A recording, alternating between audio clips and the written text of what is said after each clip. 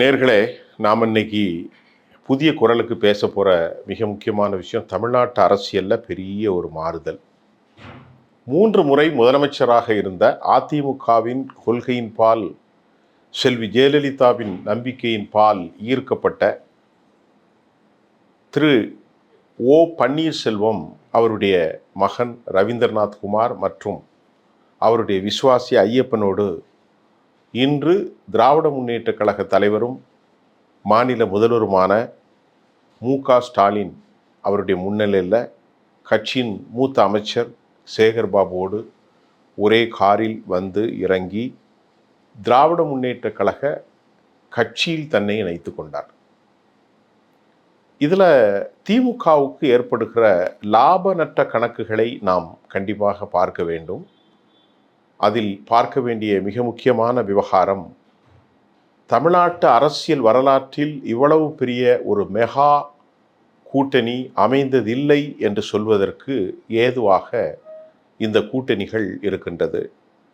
1967ஆம் ஆண்டு பேரறிஞர் அண்ணா அவர்கள் அன்று வெற்றி பெறுகின்ற போது ஒரு பெரும் கூட்டணியை அமைத்தார். அதில் எல்லா கட்சிகளும் இணைந்திருந்தன. அதற்கு பிறகு அப்படி ஒரு நிலை ஏற்படவில்லை என்று சொல்லும் அளவுக்கு அன்றைக்கு பெருந்தலைவர் காமராஜரையும் காங்கிரஸையும் எதிர்க்கின்ற அளவிற்கு ராஜாஜி போன்றவர்களெல்லாம் ஒரு எதிர்முனை வாக்கு மையத்தில் இருந்ததை நாம் பார்க்க முடிந்தது. அது ஒரு பெரிய ஆச்சரியமான தகவலை விட இன்றைக்கு தமிழ்நாட்டின் 3 முறை முதலமைச்சர் ஓ பன்னீர்செல்வம் திராவிட முன்னேற்ற கழகத்தில் இணைந்தது கடுமையான விமர்சனங்களுக்கு உள்ளானாலும் அவர் அதை பற்றி கவலைப்படவில்லை என்றுதான் நாம் எண்ண தோன்றுகின்றது. என்ன காரணம் என்றால், இந்த அனைத்தையும் நாசமாக்கிய ஒரு பெருமை எடப்பாடி பழனிசாமி என்கின்ற ஒரு மனிதனுக்குத்தான் சேரும். வரலாற்றில் அதிமுகவை அழித்தவர் என்ற பெருமை எடப்பாடி என்கின்ற ஒரு மனிதனுக்கு சேரும். இது காலத்தின் கோலமா அல்லது கட்டாயமா என்று தெரியவில்லை. அதிமுகவினுடைய கொள்கை பிடிப்பில் குறிப்பாக மூத்த தலைவர்கள், அந்த இயக்கத்திற்காக பெரும் தியாகத்தை செய்தவர்கள், அந்த இயக்கம் ஒன்றுமே தனது வாழ்நாள் என்று இரட்டையிலேயே தெரியாதவர்கள், இப்படியெல்லாம் தமிழகம் முழுவதும் ஒரு பெரும் கூட்டம் இருக்கிறது. அவர்களுடைய வாழ்நாளில் திமுகவை ஒரு தீய அமைப்பாக, சக்தியாகத்தான் அவர்கள் பிரகடனப்படுத்தி கொண்டே இருந்தார்கள். பிளசன்ட் ஸ்டே ஹோட்டல் வழக்கிலும் செல்வி ஜெயலலிதா அவர்கள் மற்றொரு விவகாரங்களில் 2வது முறையும் மரணித்த பின்பும் 3 முறை ஒரு முதலமைச்சர் ஒரு கூட்டணிக்கு சென்றிருக்கிறார் என்றால் அந்த கூட்டணியினுடைய வலு என்ன என்பதையும், இதை எதிர்த்து களம் காணாமல் இருக்கும் இடம் தெரியாமல் போகிற ஒரு சூழ்நிலையை தன் தலையில் மண்ணை அள்ளி போட்ட கதையாக எடப்பாடி சிக்கிக்கொண்டார்.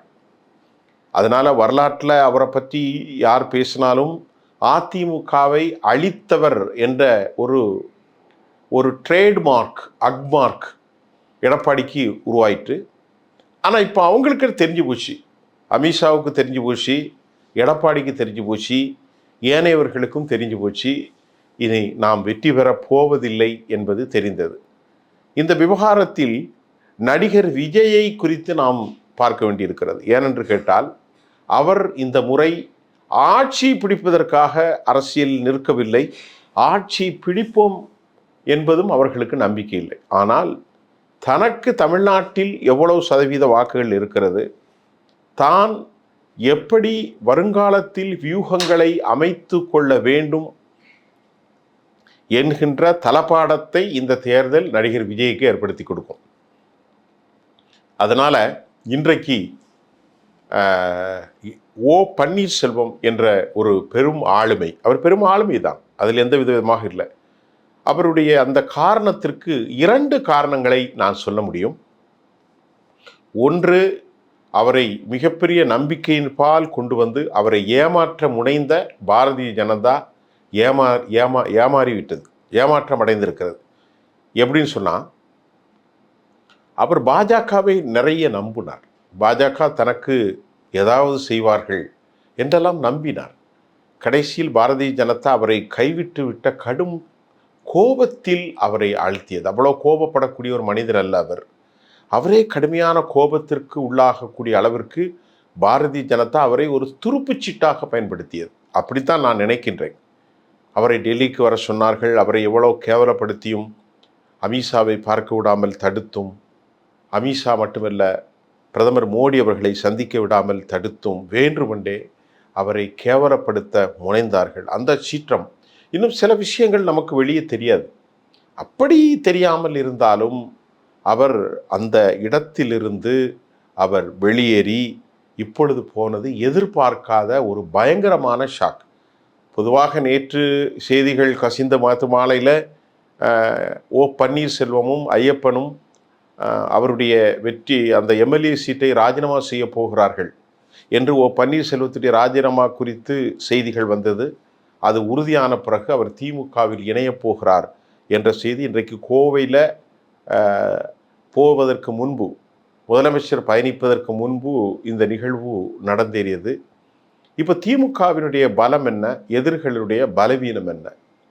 திமுகவினுடைய பலம் இன்று காலை கிடைத்த வாக்கு விவகாரங்களில் 50 விழுக்காடு வாக்குகளை திமுக பெறுவார்கள் என்று சொல்கிறார்கள்.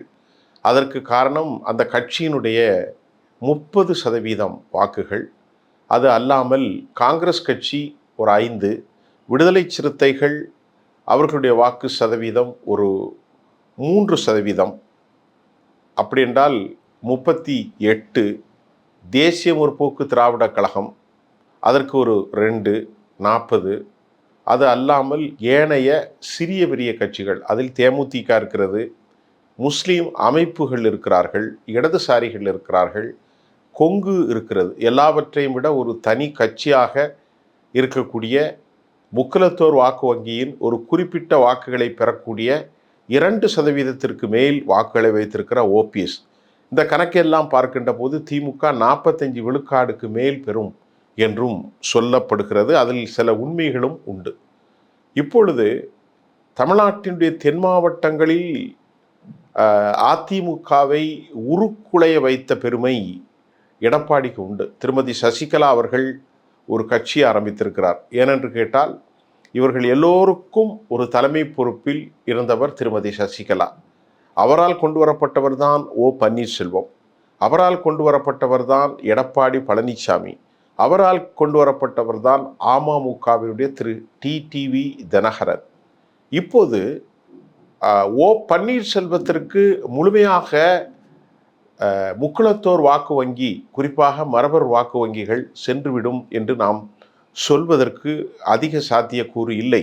ஆனால் அவரை நேசிப்பவர்கள் என்று ஒரு குரூப் இருக்கிறார்கள்.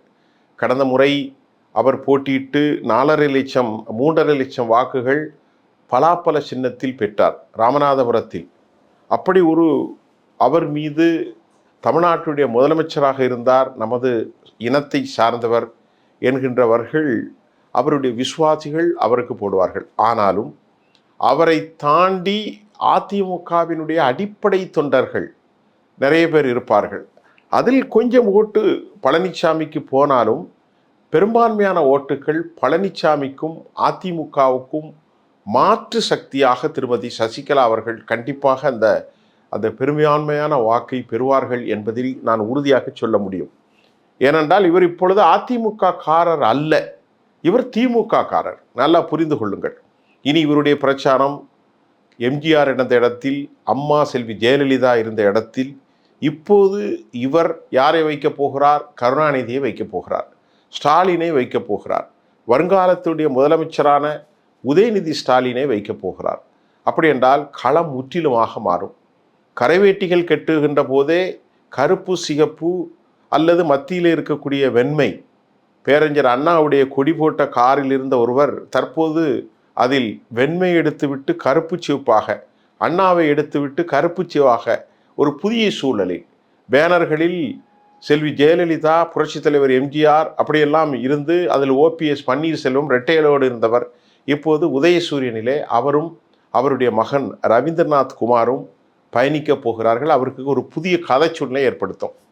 இப்போ இந்த களச்சூழலில் அவர் என்ன முடிவு எடுத்திருப்பார் என்று நமக்கு கிடைத்த தகவல், தொழில் ரீதியாக அவருக்கு சில பாதிப்புகள் இருந்திருக்கிறது. அதனை சரி செய்திருக்கிறார் திராவிட முன்னேற்ற கழகத்தினுடைய திரு சபரீசன், அதாவது மு.க. ஸ்டாலினுடைய மருமகன் அதை சரி செய்து கொடுத்ததாக சொல்லப்படுகிறார்கள். Point number 1. பாயிண்ட் நம்பர் 2, மிகப்பெரிய அளவிற்கு கேவலப்படுத்தப்பட்டதாக, பழனிசாமியால் அவமானப்படுத்ததாக, பிஜேபியால் அவமானப்படுத்தப்பட்டதாக அவர் நினைக்கின்றார். இந்த அவமானத்திற்கு பழிவாங்குவதற்கும் மீண்டும் பழனிசாமியை ஆட்சி கட்டிலில் வரவிடாமல் ஆக்குவதற்கும் அவர் எடுத்த நடவடிக்கை அப்படின்னு பார்க்கப்படுகிறது. இந்த மாதிரி சில நடவடிக்கைகள் அவர் கட்சியிலிருந்து விலகி போவதற்கு, அவசர கதியில் சேருவதற்காகவும் இருக்கிறது. இன்று வந்த செய்திகள் திமுக 50 விழுக்காடு வாக்குகளை பெறும் என்றும் 45% பெறும் என்றும் சொல்லப்பட்டிருக்கிறது. எப்படியோ ஒன்றை மட்டும் நாம் தெளிவாக சொல்ல முடிகின்றது. இந்த 2 கட்சியும் கம்பேர் பண்ணும்போது எடப்பாடி பழனிசாமி மிகப்பெரிய தோல்வி முகத்திலே இருக்கிறார். அவரோடு பெரிய பார்ட்டிகள் யாரும் இல்லை. இருக்கின்ற 3 கட்சியில் 2 வலுவிழந்தது. பாரதிய ஜனதா சவாலாக இந்துத்துவ ஆட்சியை கொண்டு வருவதற்கு எதெல்லாம் செய்தார்கள். ஆனால் திமுகவினர் தேமுதிகவை சேர்ந்து கேப்டனுடைய வாக்குகளையும் தனக்காக உருவாக்கி கொண்டார்கள். அதே போன்று தனிப்பட்ட முறையில் பன்னீர்செல்வத்தை அவரோடு சேர்த்து கொண்டார்கள். அதே போன்று இருக்கக்கூடிய நிர்மாணம் செய்யப்பட்ட ஸ்ட்ராங் கோலியேஷன், இதில் காங்கிரஸ் கட்சியும் இருக்கத்தான் போகிறது என்று செய்திகள் வந்திருக்கிறது. அது இன்னும் முடிவாக அறிவிக்கப்படவில்லை.